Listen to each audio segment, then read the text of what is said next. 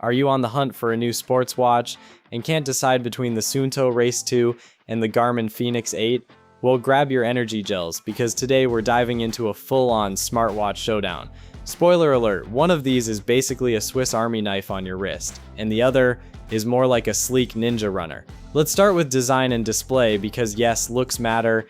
The Suunto Race 2 rocks a 1.5-inch AMOLED LTPO display with 466 by 466 pixels and a blinding 2000 nits of brightness. It's slimmer, lighter, and honestly, it feels like it won't weigh down your wrist while you're pretending to be a marathon runner.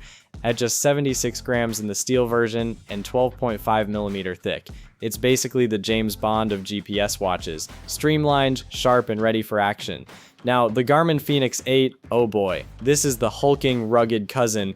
It's 102 grams, 13.3mm thick, comes with sapphire glass on some models, a built-in flashlight, and voice controls.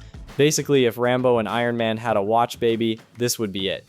It's slightly smaller in screen size, 1.4 inches, 454 by 454 pixels, but tough enough to survive a zombie apocalypse. Moving on to performance and features, the Suunto Race 2 has fast, smooth map rendering and GPS accuracy that's comparable to Garmin's Big Daddy.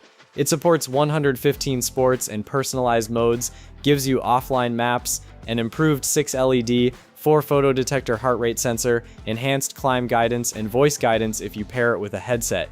Basically, it's a runner's dream, but if you are hoping to stream your Spotify playlist straight from your watch while paying for your morning latte with a flick of your wrist, nope, not here. Garmin Fenix 8, on the other hand, is basically the Tony Stark of GPS watches. It has turn-by-turn routable maps, POI search, ski resort maps, and an insane amount of sports tracking metrics, training load, recovery, VO2 max, you name it. Music storage, contactless payments, notifications, even voice messaging. You can practically run a small country from your wrist with this thing. And yes, it will also track your heart rate and steps while you're pretending to be productive at work.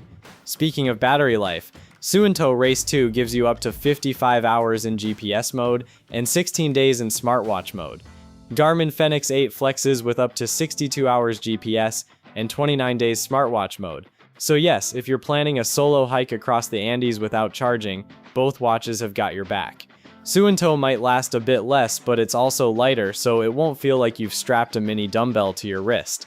When it comes to navigation and maps, Garmin's the obvious champ. Detailed routable maps with street names, contour lines, points of interest, and turn-by-turn navigation.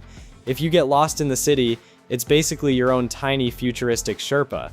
Suunto Race 2 is more minimalistic, fast map rendering, clear trail markings, and simple offline navigation, perfect for hikers and trail runners who want to get lost in nature, not in Google Maps.